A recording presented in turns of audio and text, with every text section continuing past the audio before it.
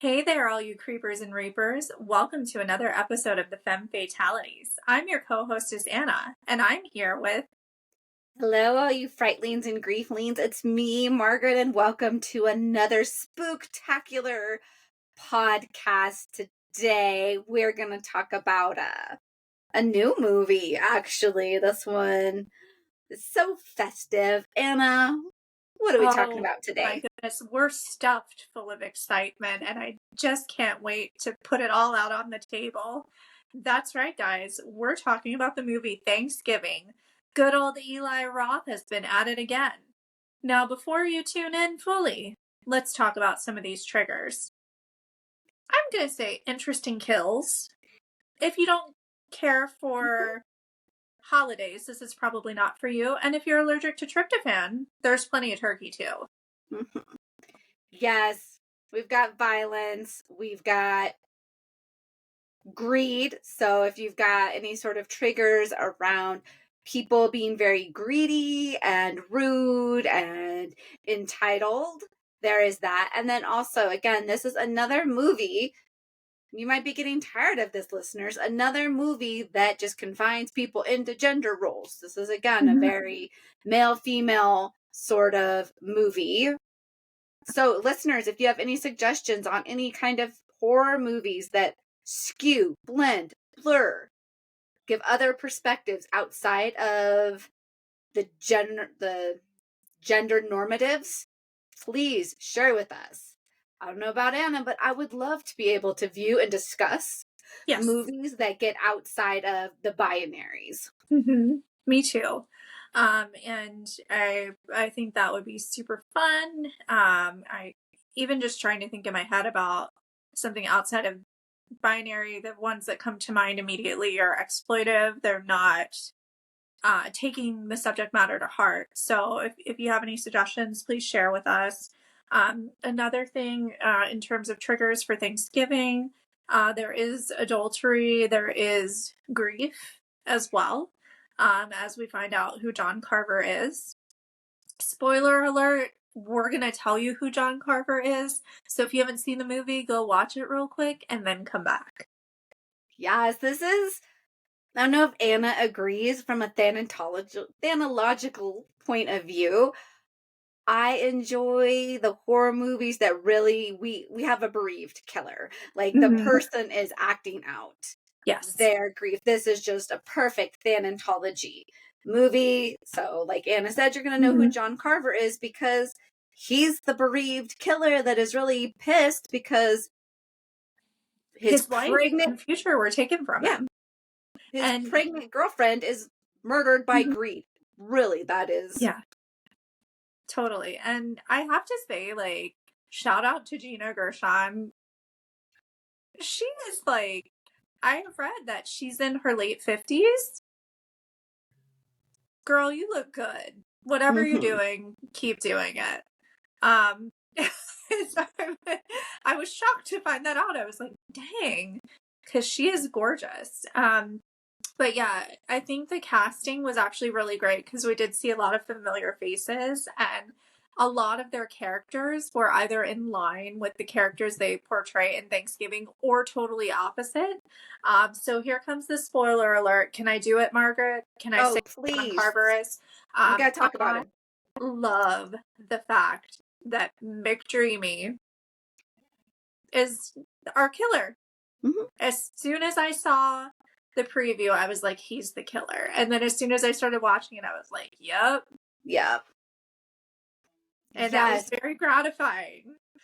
Yes, I love him as the killer, and I give Eli Roth credit because partway through the movie, he's going to pull out a couple of those main characters just to throw suspicion on them. And Eli, I give you credit because it worked with me. I was like, that is the killer. And then when those two people, one in particular, all of a sudden was just not around for the last half of the movie, I'm like, maybe I'm wrong. Maybe it's not him. I'm like, actually, I was right. So, yeah. Well played, Eli. Well played. You did good. And we're proud of you. No, please come talk to us on our podcast. But, I really enjoy the commentary on Western society, right? Because we start the film with like a big box type store, and they're open Thanksgiving evening, right? And this is when all the chaos ensues because people are just consumed with themselves. They're not being considerate. They're not helping each other. Even when chaos completely erupts, like you would think someone would try to help another person who was in distress, but there's none of that. And, I remember several years ago hearing about someone who worked at a big box store that was trampled to death. And, that's a scene reminiscent of that incident is in the film. And it's very upsetting. Like, how do we put our needs for like a $50 toaster oven over someone else's life? Yes, I think he captured the, like you said, that entitlement, the greed of people, and like Black Friday, where people are, right, like, so the teenagers, they're gonna sneak in because their dad owns the Mm-hmm. store, and then people are enraged, and so that Yeah. they're more entitled to get in there because that's not fair, and they want their Mm-hmm. $50 toaster oven, so they need to get in there, and just not paying attention, just again that very self-centered, egotistical, my needs are more important than your needs for Mm-hmm. a toaster oven. And even in that, for one, yeah, the security officer's death, tragic. When we look at the Mm-hmm. death that really gets our killer, the two people that are fighting with their carts, and her hair is like caught in the wheel, and I'm Yeah. watching, I'm like, how can you not feel that there is Yeah. something going on with your cart? You can't feel it because you're so consumed with this person who Mm-hmm. is taking what you feel is a resource from you, which really isn't Right. a resource. It's like a Toaster material. oven's gonna what? Yeah. Improve your quality of life by leaps and Mm-hmm. bounds. Like, this is just the one thing that's gonna make your life better. So I love the commentary that reminds us we get so hyper focused on something that we then Yeah. say, this is what I need to make my life better. And Mm-hmm. it's not. Totally. Yeah. And it's just even when the teenagers are in the store and everybody else is standing outside, the fact that they're mocking Mm-hmm. the patrons, you know, once again shows that sense of entitlement, also shows like a lack of disrespect on so many levels. Initially, when I saw that, I'm like, how can you be in this store that your family owns, Mm-hmm. treating patrons like this who are waiting outside in the cold to come in and buy products that are stocked by your father that pay for your lifestyle? And it's just, even if we look at a broader scope, like the lack of customer service, the lack of client relations in Western society, and how downhill that has gone and how much that's changed. Everyone kind of knows at this point, I come from a very strong business background. I'm very client oriented, whether it's an internal client, meaning a colleague, or an external client, meaning someone who is providing the margins that are necessary for business to operate. So I thought that was a bit distressing as well, but just, well, the whole materialism of the entire situation. And then people act like nothing happened. Like when we see the waitress a year later, she couldn't be bothered about anything. She's still this rude, crude, unkind person that she was at the big box store. Yeah, I I agree with that. This movie really does display that entitlement, that greed, like you're talking about the waitress. She's not bothered. She's not upset. She's not traumatized that she lived through essentially like a riot. And please, listeners, if you did not live through like the Black Fridays of like the 80s and the 90s, just go YouTube it. The Cabbage Patch craze, the Furby craze, where people were literally fighting, grabbing things out of people's hands. That, I get this, my family's more important. And like the waitress, she's unfazed. And that, ooh, that, I feel like that's part of grief to we are Mhm. grieving. We've lost somebody important to us, and the rest of the world is Yeah. unfazed. They don't care. They don't. And I Mhm. feel like she reflects those people Oh, in yeah. our immediate circle, that we lose somebody and they're unfazed by our Mhm. loss, even though they know us or they knew Yeah. the person that was lost. And they're like, well, whatever. My Mhm. life is still going to be my Right. life, and I'm still just going to be this Yeah. miserable person. Right. And it's kind of like if, you're grieving, you're walking around basically missing a piece of yourself, broken on the inside, trying to appear flawless on the outside. And the people that are close in your life that you thought you could count on are just full of themselves, right? They can't even see past their own internal narrative or whatever's going on with them to acknowledge how much you've changed and what you're going through. And I think it's confusing because we want the people who know us so well to say, oh my God, okay, this is a facade.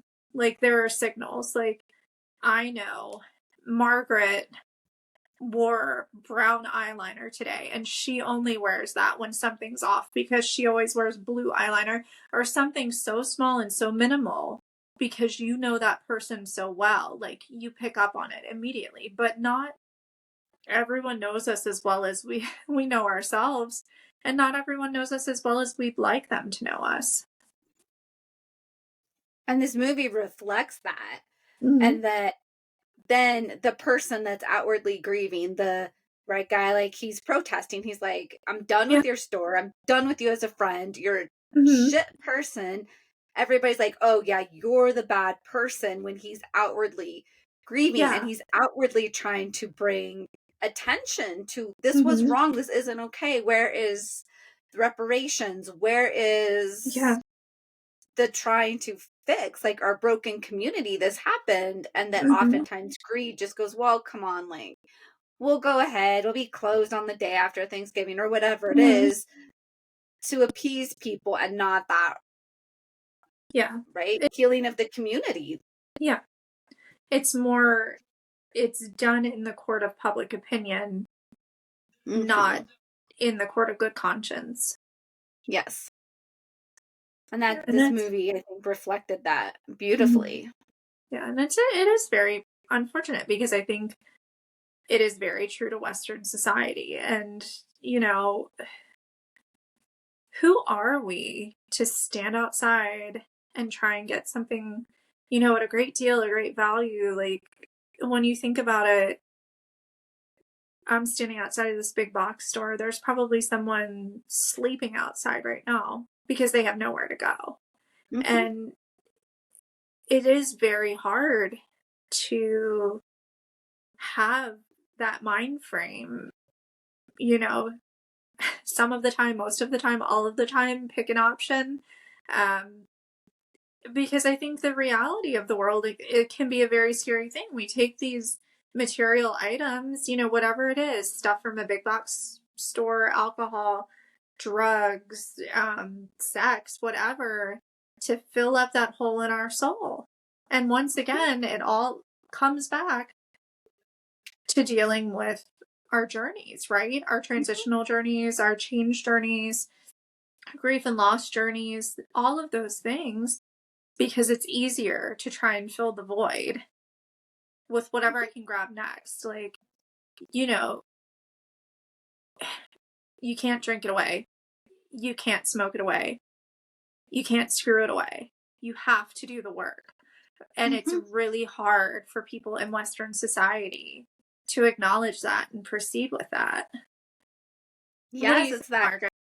Yeah, I agree with you. It's that consumerism. It's that we've been conditioned, led to Mm-hmm. believe, if I get this next shiny thing, it's going to fill my void. Oh, and Anna has that shiny thing. So now I really have to have the shiny thing because everybody has the shiny thing. And like Anna was saying, it's the next shiny thing, or it's the alcohol, it's the drug, it's the sex, it's whatever, that we are misled to believe that this is going to fill my voids. This is going to make me feel better. And consumerism is the acceptable way. People are like, oh, I don't drink, I don't do drugs, oh, I'm not a sex addict, or I don't have a lot of sex, whatever the social norms are around that. So consumerism becomes a way that we are controlled, we are manipulated, we are taught to believe, oh, if I get that, my life will be better. And also, consumerism drives our socioeconomics. Because if I want the next shiny thing, then I'm going to work harder. I'm going to give in. So Jeff Bezos, the Elon Musks, whoever they are, will continue to get richer because they're like, oh, don't you want this? Everybody has this. And now I'm working 3 jobs so I can support my family. And so they can also, Mom, everybody has the newest smartphone. It's only $2,000. I have to have it. And then we're just caught in this hamster wheel. And we're not feeling better. We're feeling worse. We're not tending to our spirituality, our mental health, our physical health, and we're essentially killing ourselves for a $50 toaster oven. Exactly. Yeah. And I think part of it too is if I see a group of acquaintances, right? Because our close friends and our close family, even our close colleagues, they know who we are, right? They accept us. They want us to be that person. But someone who's an acquaintance, is it easier or more well received for me to walk up and say, oh, hey, look at this new Rolex I just got. I got a great deal on it. Or for me to say, oh, hey, how's it going? So I planted a seed of growth inside of my soul, and I feel so great today. May I share that with you? Right? Which one in our society is going to be received with a better response?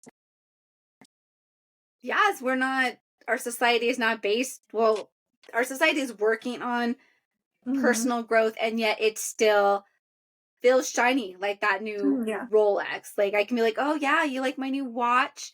To put it in Anna's face that I have wealth, I have something that she doesn't have, so she's going to have to work harder to attain it. Our personal growth feels that way too. Well, I go to therapy every Friday. I'm going to post it on my Instagram. Yeah. I'm going to do these performative things so that you're going to want what I have, and not like Anna was saying, why don't we say, hey, how are you? I'm not so good. And even then people say, I think I've shared this before. If not, I've shared with Anna. I did this social experiment once, and people like, how are you? Like, yeah, how are you? Oh, and people would always launch into, oh, blah, blah, blah, blah, blah. If I was like, all that, and I'm like, see, we are so conditioned. Nobody heard me. Nobody watched me. And like Anna was saying, the people close to me already knew. My mom was dying when I did this social experiment. And so the people that knew me would be like, no, what's going on? And I feel like, and they'd be like, okay, you don't want to go there with me. The other people that didn't know, they just launch into, and in my head, I was just like, I don't fucking care that your car broke down and you're not a safe person for me to tell you my mom's dying. So how do we become those safe people? So how are you? So Anna can be like, not that good, and I don't want to talk about it, or not that good. Do you have a moment? I need a place to process. Yeah. And also too, I think we're so conditioned to say, like, it could be the worst day of our lives. Someone says, how are you? Oh, I'm okay. I'm good. I'm fine. And for me, the people that are very meaningful and close in my life, when they tell me that, my immediate response is, it's okay if you're not fine. Yeah. Like, and that's okay too. Because I think that those words just, I feel like in some ways, okay, good, and fine are 4-letter words because we're using those to describe ourselves. And most of the time, we're not, we're not okay. So and I think it takes some brevity to even tell someone, like, if you're not doing as well, that's fine. And who are those trusted people? Our killer in Thanksgiving does not have that. Plus, he is a sheriff, so he has to put on that brave face. He has to act like everything's okay. And how would it have been for him to say, I'm not okay? My lover, who is married, who's pregnant with my baby, was Mm-hmm. just murdered and I'm really Yeah. struggling, or even just to say Mm-hmm. I'm not okay and Yeah. I'm not in a place to talk about it. That can be Right. huge when we tell Oh, yeah. people, yeah, Well, I'm not yeah. okay and I don't want to talk about it, or just letting you know. Mm-hmm. Instead, like Anna was saying, okay, fine, good. And then we put on our, this is my role. I'm the sheriff. Mm-hmm. I'm the owner of the big box store. I'm the Yeah. high school student. So I have to like do my role and not say I'm a person. And what the fuck just happened on Black Friday? That was some, I'm traumatized over that. I just witnessed Yeah. people die. I don't know how to process that. Mm-hmm. Yeah, and that's even if he wanted to talk about it, right? So his lover is planning to leave her husband and marry him and have their baby together, right? Who is he going to tell? Because Mhm. in a sense, the whole relationship was illicit. So who is he going to tell? It's a small town, people talk. And then, his grief journey, I would say he's instrumentally grieving, maybe not in the best way, but um definitely. And once again, that what he's doing is trying to fill that hole in his soul, right? If I eliminate all of the contributing factors that provided my current pain and my disdain and my grief, I'm going to feel better, right? So filling that hole in your soul, it's not always about consumerism or adding something to your life. You may very well try to take factors out of your life too. Eliminating things or adding things is not going to change how you feel. It is not going to add serotonin and dopamine 24/7 to your life. It is not going to take away your pain. You have to do the work in order to figure out what is best for you and how you can best live with these experiences that you've had. Yes. And Anna, you touch on how hard it is for him, because this isn't just grief. He is in Mm-hmm. disenfranchised grief. Disenfranchised grief, for our listeners, that is the grief that people experience when society has determined that your relationship to the deceased is not acceptable, or the deceased was not acceptable. We look at, right, the Mm-hmm. AIDS pandemic, where the relationships weren't, that those were taboo, how the Mm-hmm. person died was not okay. So then you can't grieve, and Right. society will say, well, you can grieve a spouse, you can't grieve a lover. Mm-hmm. You can grieve somebody who dies from a heart attack, but you can't grieve somebody who dies from suicide. All these different Mm-hmm. ways. And so then the grief is disenfranchised, because society says your relationship to the person didn't matter, or the person didn't matter. Like if you have a child or a loved one who is a sex worker and they die from an overdose, society's like, well, your grief Yeah. isn't, that's not as valid grief as the 100-year-old grandpa over here who died, who volunteered for 50 years of Right. his life. And so we really see that with our bereaved killer.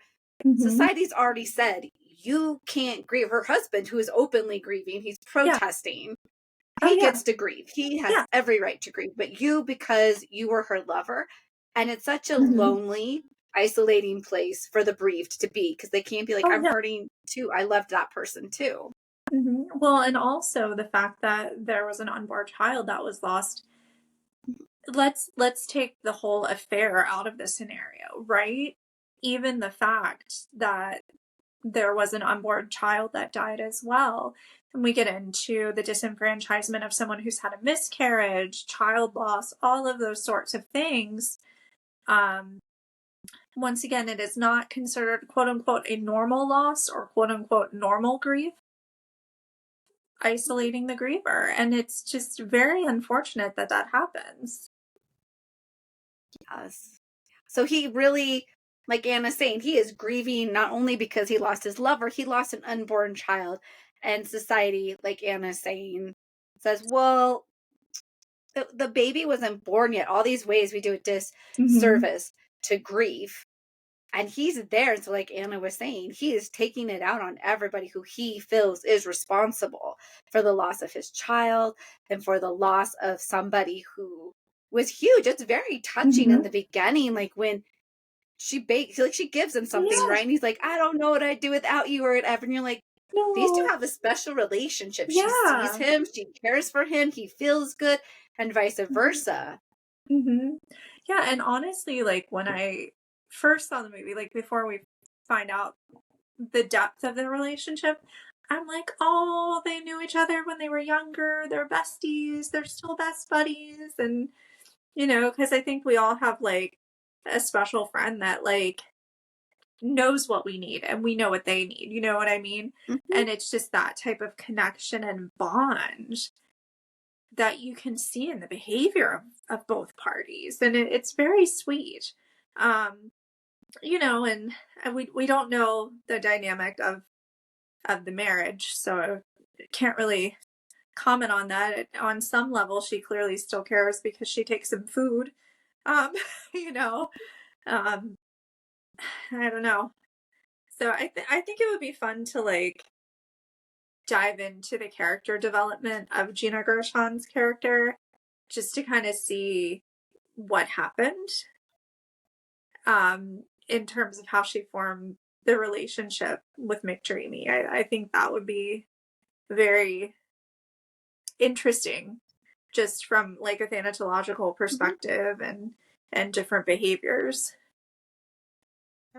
Well, you touched on their like childhood friends. And I was thinking, as we're talking about like society, what if she's polyamorous and she lives in a small town? She lives in a community that is not accepting because she still loves her husband. She loves her Mhm. lover, and she's not in a Mhm. community. Or maybe neither one of them are in a place to be like, okay, yeah, I'm open to being in a polyamorous Mhm. relationship. So then she is caught in this bind because she loves these two men. She wants to love these two men. Given how both men present, I'm going to say they're both pretty stereotypical male facing in a Mhm. relationship that Right. they don't want to They don't share want their to share. partner, and so Yes. they're missing like, oh, she loves both of us, how do we honor But this, how do we all be in relationship together? right. Yeah, or even, who knows? Now we're like conspiring and trying to figure out the history of this. Maybe they gave each other hall passes. Maybe they realized they were just more friends than anything. We don't know. But what we do see is in her character, she is a caring person. Yes. And even what McDreamy says, like, I felt like I was dead inside and then she made me feel alive or something like that. Um, and I think that's another kind of thing to talk about his grief. He had experienced a bunch of loss, right, from his first marriage. He was in so much pain. They reconnected through their friendship. It's hard to say. Maybe she had some sort of loss in her life, and that's really how they connected so deeply. Mhm. And we've talked about it before. Oftentimes, when you maintain a relationship with someone you've known since childhood, you are able to still see the best in each other, and that little kid, you know what I mean? Like that other person, and forego a lot of the BS that's happened in the meantime. But I think that he's walking around zombified like a lot of us do in grief, right? They run into each other. She's helping him through this process. He's doing the work. She's encouraging him. He wants to make meaning. He wants to continue bonds with his previous life, but also move into a healthy new life. And just as he's ready, it gets taken away from him. Mhm. So not only is he dealing with this grief, but I'm sure there are repercussions from his previous grief that are impacting him as well. Yeah. He's just grieving. He has his primary loss and then those secondary losses. His Mhm. whole world's been flipped upside down. So he wants everybody to pay. He wants everybody to hurt as much Oh as yeah. he hurts in a lot of very creative, like Yeah, you want to fun. talk about Yeah. grief and people hurting. Oh my gosh, he really let people feel the way Yeah. he was feeling. Well, and the thing is too, he comes home to the town, right? And he has this viewpoint from his younger days. the people in the town and how everyone interacts and those sorts of things. The incident at the big box store also shatters that. So once again, we have a griever who's had a completely shattering, life-altering experience that is relational to those around him that he expected more from. Mm-hmm. And that they didn't show up for him, and that they expected him to continue to show up for them. He's the sheriff, so he's gonna have to keep showing up for all these people that are greedy, are self-focused. They're just so they're so egotistical about the wrong things, and it's just very unfortunate, very sad. I agree with you though. A lot of the kills were really fun and creative. As the movie was coming out, I kept telling Margaret, like, I don't know how the trampoline scene made it in, because anyone who saw Robert Rodriguez's Grindhouse films, which are absolutely fabulous, if you've not, run, don't walk to find them and watch them. But there was a mock preview for Thanksgiving, and it was much gorier than the movie actually was, which obviously, like, censorship, those sorts of things, but the trampoline scene was quite a bit different in the preview. I was kind of disappointed when I saw it in the movie. I was like, oh, that's how I made it in. But it was a nod to, the preview. Yes. Yeah. Yeah. So, but yeah, I think I have to ask you, what was your favorite kill, like, in the movie? Oh my gosh. Even though it was gross, I really appreciate him turning her into a turkey. I found that entertaining. Even though I was like, oh my god, that'd be like the worst way to die. Yeah. I don't ever want to die that way. I was like, that is like really creative, like taking the time to like put the butter on her, and even like reflecting on how tender we can be with our food when we're like killing it. Like, we have killed this creature so we could eat it, but we're gonna show it love and tenderness by basting it, and actually we're just showing ourselves like that tenderness. So listeners, I don't eat meat. I'm primarily vegan, so maybe that too. I enjoyed a little bit. The vegan in me was like, that's what you get, you meat eaters. See how your food feels. Oh my god. And I do love carnivores, so I will put that out there. My partner, huge meat eater, my family. But yeah. What about you? Well, speaking on behalf of carnivores, we love you too. But yeah, I think because I just didn't like the character, the waitress. The whole, like, face stuck on the freezer. It kind of gave me like a Christmas Story feel. And then, of course, split in half at the end. But I kind of liked how it was, like, long and drawn out, too. It wasn't just like, pew pew, she's done. Like, it was a process. So that was fun. I agree. Like, I almost said that one, but the one that sticks in me was becoming a turkey. Yeah. It was pretty funny. The kills actually all were pretty funny to me. Like, I thought that the movie was hilarious. I saw it on Thanksgiving, as irony would have it. And luckily, like, the person in the theater next to me had a great sense of humor too when it came to horror. So, like, here we are, we're like laughing it up, and like everyone else in the theater, like, the person who was with me, I think the guy on the other side of me was like by himself, but everyone else in the theater was just like, oh my god, and me and this dude were like, did you see that? It was great. See, we're not just thanatologists. This is where our inner horror nerds come out. We're like, that was a great killer. That was so creative. Like, Anna and I, we're gonna nerd out more on, because there are some movies that you're like, that was an amazing Oh killed. yeah. That was really creative. I didn't see that coming. Oh Or yeah. be like, I really liked their take on that, Hmm. because this is about creativity Oh too, and yeah. how do we push, talk about reflection in life, how do we push our Hmm. edges, how do we push those boundaries, Yeah. how do we push what is acceptable, and how do we get across Hmm. what we're trying to say in a visual Yeah. manner. Oh totally. Yeah, and it kind of it softens the story too. Like I think Mhm. that in the sense, obviously if you're not into like gore and horror, it probably does not soften it for you. But if you are a fan, it makes it easier to watch because you are confronted with all of these other types of commentaries. Like when even with Eli Roth, um I did not see it yet. I wanted to see The Green Inferno when it came out, and then it never made it to the theater near where I live, so I just kind of forgot about it until now. Maybe I should watch it. But, it basically was this group of, from what I remember reading, like self entitled college age kids or kids in their 20s that they act like they own, like, you know, the Amazon, and well, turns out you've stumbled upon a group of cannibals, so let's see what happens next.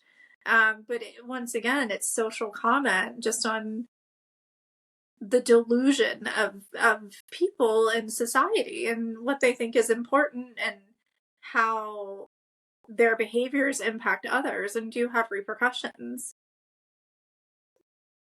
Oh yeah, who's eating who? Like, that is, as you're Mm-hmm. talking, I haven't seen it either. I'm thinking Mm-hmm. who's eating who, and we can see Eli Roth.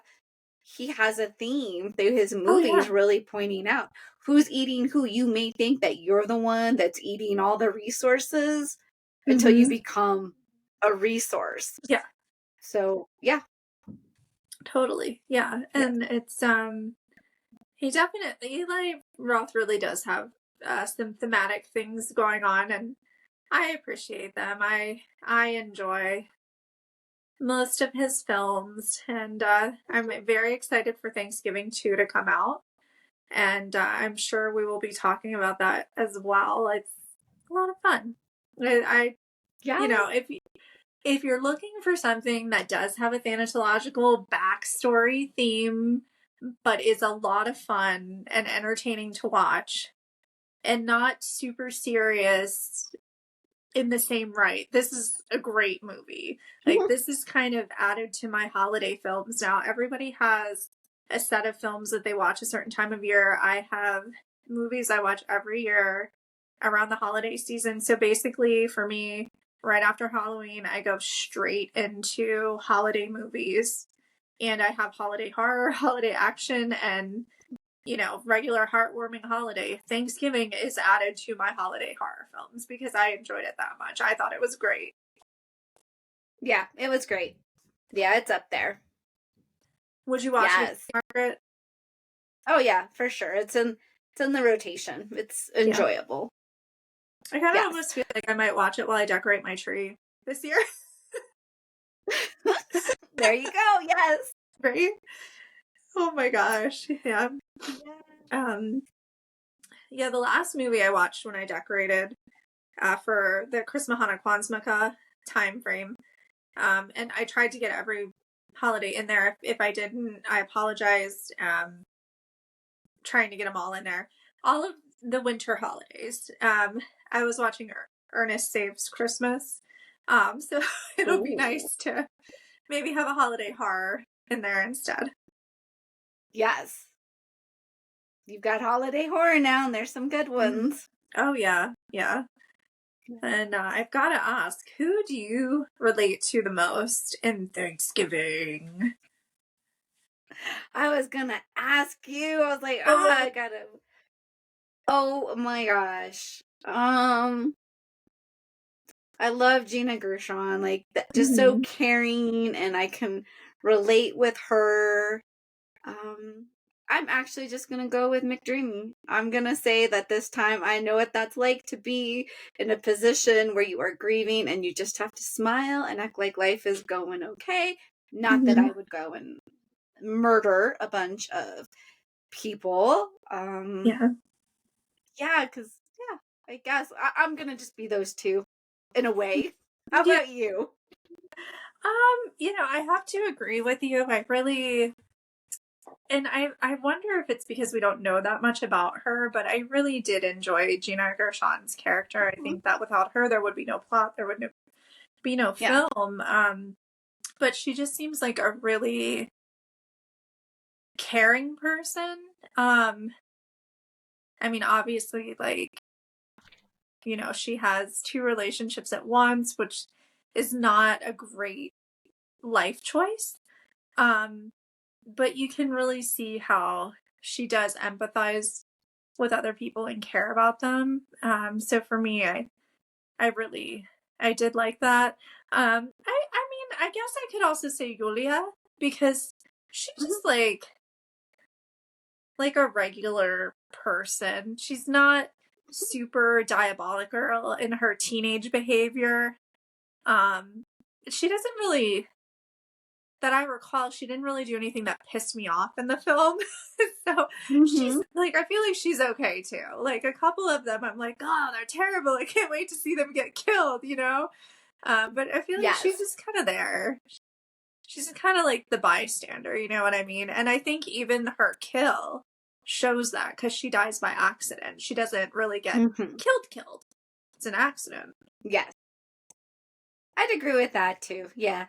So yeah, there's some good people. And I just want to, did you catch, I thought he was playing tribute to, at the end, when we see, right, the killer walking out in the fire gear, that made me think of My Bloody Valentine. Yes, it did. Both of them, where the killer, you're like, you are hiding and you are getting out by pretending to be a first responder. Oh, yeah, totally. Like, obviously. And, like, I said, there's going to be a sequel. And then a few weeks later, I read, like, oh, there's going to be a sequel. I can't wait.